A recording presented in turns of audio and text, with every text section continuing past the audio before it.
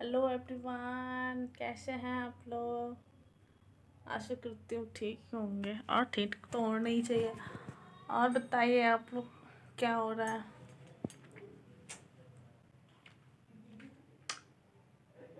क्या कर रहे हैं अभी।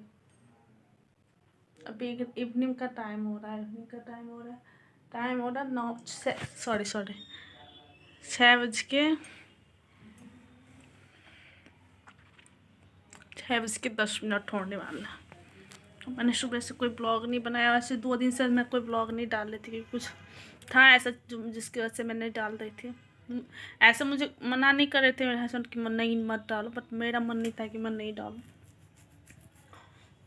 तो बस आज थोड़ा सा मन किया, अच्छा सा फील हुआ तो चला बोला सोचे चलो बना लेती हूँ, आप लोगों से बात कर लेती हूँ, अच्छा लगता है।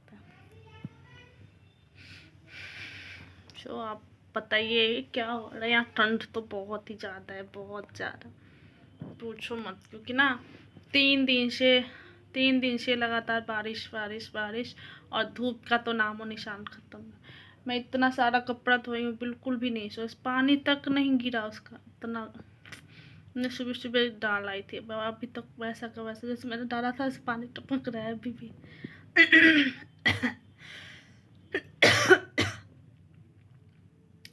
पता नहीं फेस क्यों ऐसा हो रहा है, काला काला सा। और इसके पापा गए हैं जॉब पे, उनकी भी तबीयत बिल्कुल सही नहीं है। बुखार हो गया है, सर्दी खांसी। रात को हम दोनों को फीवर आ गया था, तो मैं तो फिर भी अभी ठीक हूँ। मैंने दवाई ले ली थी, इनको भी दे दिया था, बट इनको है ना क्या, जो थोड़ी सी कोल्ड भी हो गई है, तो इस वजह से अभी वो अच्छा फील नहीं कर रहे। बट मैंने बोला आज आप जॉब पे मत जाओ, फिर भी गए। बोले नहीं जाऊँगा तो अभी जानते हो लॉकडाउन लगने वाला है, बड़ी मुश्किल है। पता नहीं क्या करेगा। ये बीमारी ने सबको मार के ही छोड़ना है। और बताओ और क्या हो रहा है, क्या चल रहा है आप लोगों की लाइफ में। ये 1 जनवरी कैसी चल रही है आप लोगों की इस साल की।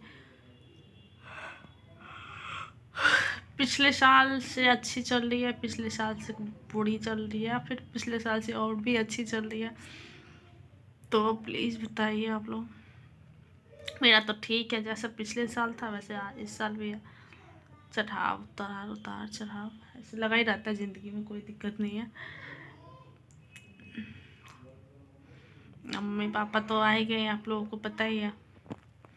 और देख लो मैं बिस्तर नीचे लगा के नीचे आराम से बैठी हूँ। ऊपर पता नहीं क्यों नीचे सोने की आदत सी लग गई है। ऊपर सोती हूँ तो ठंड जैसा लगता है, ऐसा लगता है कि ऊपर ठंड लगता है, और नीचे सोती हूँ तो ठंड बिल्कुल भी नहीं लगती। मैं ऊपर बिस्तर लगा के रखती हूँ हमेशा, पर कोई आ जाए या फिर कोई हमारे आस पड़ोस का कोई रूम में आ जाता है, फिर हमारी चाहे आंटी आ जाती है ऊपर वाली जो हमारी मकान मालकिन है वो, या फिर मेरा कोई भाई वाई आ जाता है, तो अच्छा नहीं लगता। तो ऊपर मैं ऐसे बिस्तर कट के रखती हूँ, मैं कभी भी मोड़ के नहीं रखती। और सुबह जब सो के उठती हूँ तो ये बिस्तर ऊपर कर देती हूँ, फिर जब झाड़ू पोछा खाना वाना बन जाता है ना, खाना बना बना के झाड़ू पोछा सारे काम करके फिर मैं यही बिस्तर लगा के हम लोग यहीं बैठते हैं। मुझे बैठने का भी मन नहीं करता ऊपर, बिल्कुल भी नहीं करता। इसके पापा परसों, हाँ परसों बारिश बहुत तेज़ हो रही थी, और हम बोले कि ऊपर ही सोना, उन्होंने बोला ऊपर ठंड लगता है। बोले नहीं लगेगा ना, आप लोग ऊपर ही सो जाओ। सो तो गए, बट बोल रहे नहीं मैं नहीं सोऊंगा, ऊपर बहुत ठंडा। सही में ऊपर सोने की जो आदत खत्म हो गई है ना, तो ऊपर सोने से लगता है कि हवा आ रही है ऊपर से पता नहीं कहाँ से, और नीचे सो रही तो बिल्कुल भी ठंड नहीं लग। देखो मेरा बर्तन, और मेरा गैस, और मेरी भगवान जी, आजकल भगवान जी की पूजा भी नहीं हो रही है। ऐसे कुछ खास नहीं है आप लोगों से कहने के लिए, बट 2 दिन से ब्लॉग नहीं बना रही थी, तो सोचा चलो आज थोड़ा जो भी हो मन में बात कर लेते हैं। बस इसीलिए थोड़ा सा अच्छा फील हो जाता है ना, आप लोगों से बातें कर लेती हूँ तो मन थोड़ा अच्छा सा लगता है, बस इसीलिए। जॉब पे गए हैं। मेरे पापा भी जॉब पे गए हैं, नैन्सी के भी पापा जॉब पे गए हैं, बची हुई मैं, नैन्सी।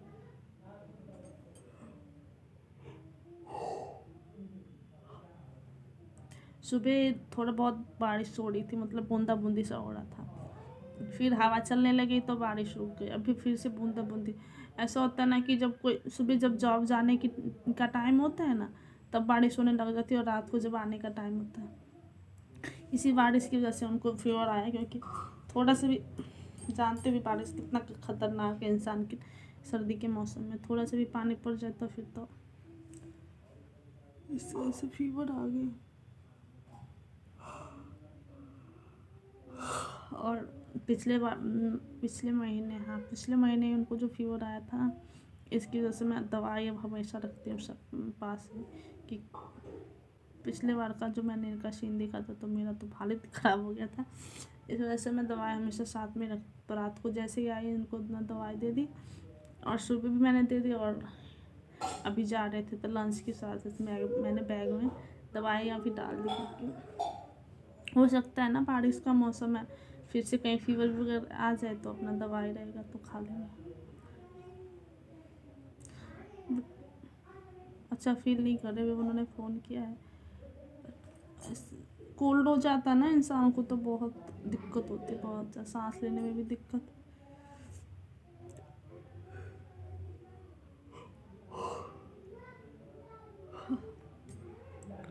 तो मैं बोली जल्दी से थोड़ा जल्दी आ जाना आज, देख रहा हूँ।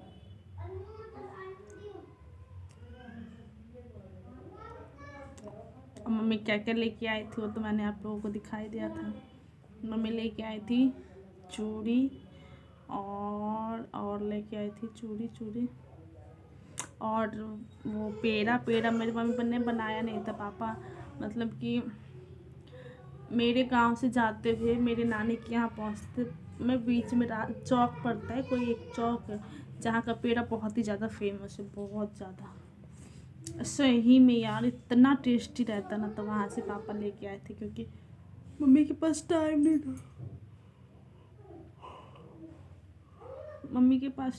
कि मम्मी बनाए, क्योंकि पापा गए हैं तो 2-3 दिन फिर वहाँ रहे पापा। नहीं 2-3 दिन कहाँ, पापा वहाँ बस 1 दिन रहे। फिर मेरी फूआ के यहाँ, मतलब हम लोग दीदी बोलते हैं, उनके पास गए। फिर आए तो हमारी जो छोटे वाले बहन जिसकी शादी हुई है अभी 5-6 महीने हुए शादी के, उसकी ना छोटी वाली सास थी ना, उनको ना किसी चीज़ का प्रॉब्लम था, तो उनका ऑपरेशन हुआ था। तो मम्मी पापा फिर वहाँ चले गए देखने। फिर नानी के यहाँ भी नहीं गए थे तो फिर वहाँ गए, इसमें से टाइम नहीं मिल पाया। फिर मेरे पापा अपने नानी के यहाँ गए, फिर मेरी बड़ी वाली बहन के यहाँ गए, छोटी वाले के यहाँ, मेरे ससुराल भी गए। मैं नहीं थी फिर भी गए मेरे ससुराल। इस वजह से पापा के पास टाइम नहीं बचा, और सामान तो पापा ही ला के देते, क्योंकि गाँव में तो मेरी मम्मी घर से निकलती नहीं है, तो सामान तो पापा ही ला के देते, तभी तो बनता। तो पापा बोले कि लाऊंगा, फिर दूध लेके आऊँ, चीनी लेके आऊँ, बनाना उससे अच्छा खरीद लूँगा। तो वही खरीद के लाई थी, और लाई थी पेठा लाई थी, मुरब्बा। गांव में मुरब्बा बोला जाता है, यहाँ सब लोग पेठा बोलते हैं। और लाई थी तिल का लड्डू, और चूड़ी का जो गुड़ में बनाते हैं, हमारे यहाँ लाई बोला जाता है, आप लोग पता नहीं क्या बोलते, तो वही लाई थी।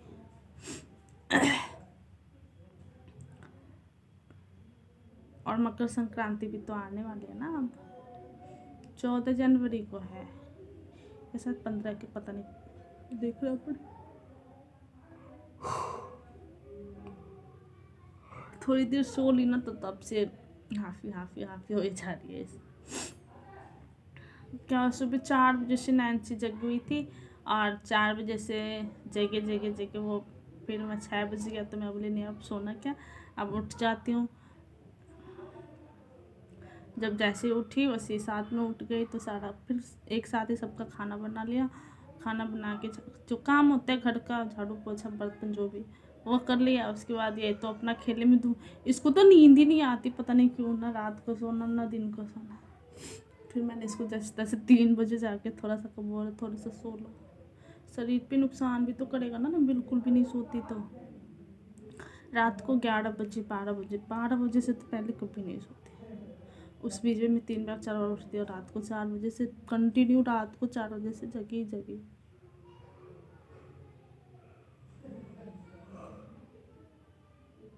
इसलिए मैंने उसको थोड़ा सा सुला दिया, वो सोई, थोड़ा सा मेरा भी आँख लग गया, और उस टाइम से देख लो हाफी हाफी हो जाएगा।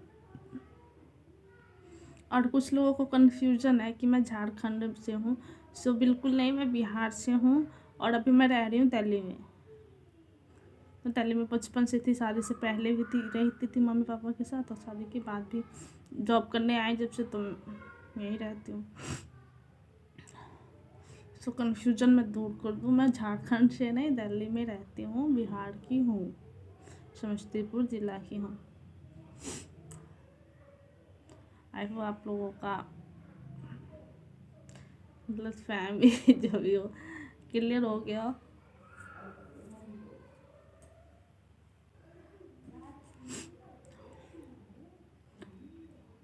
अब 6:30 बज रहे हैं, थोड़ी देर के बाद खाना बनाना है, क्योंकि पहले पापा मम्मी नहीं थे ना, तो थोड़ा लेट खाना बनाती थी। मतलब कि जैसे इनको 10:15 छुट्टी होता था तो मैं 10 बजे खाना बनाने जाती थी। और तो मम्मी पापा हैं तो वो पापा मेरे आ जाते हैं 8:30, उनकी छुट्टी हो जाती है तो वो आ जाते हैं, फिर इसलिए थोड़ा सा जल्दी बनाना पड़ता है।